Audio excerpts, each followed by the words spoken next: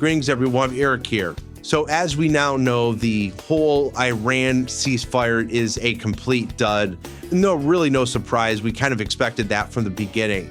The one thing that we did get from last week is we did get a relief rally in the stock market, but now that the ceasefire is over, we are literally back to square one.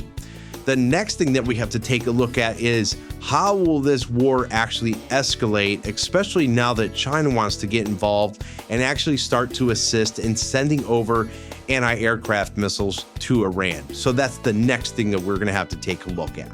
Often enough, when you have a pause or a ceasefire, it allows both sides to kind of go back, rethink their strategy, repurpose, and once re-engaged with each other, the next round is usually quite different than the first, so escalation to different levels and other non-ally countries' involvement is a concern right now.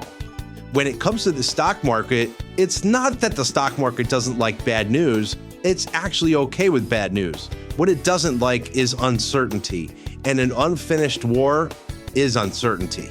At this point, you're going to see higher surging oil prices, which will then lead to inflation. When you have higher inflation, it disallows the Fed to cut rates. When you can't cut rates, the stock market doesn't like that, and that leads to more uncertainty.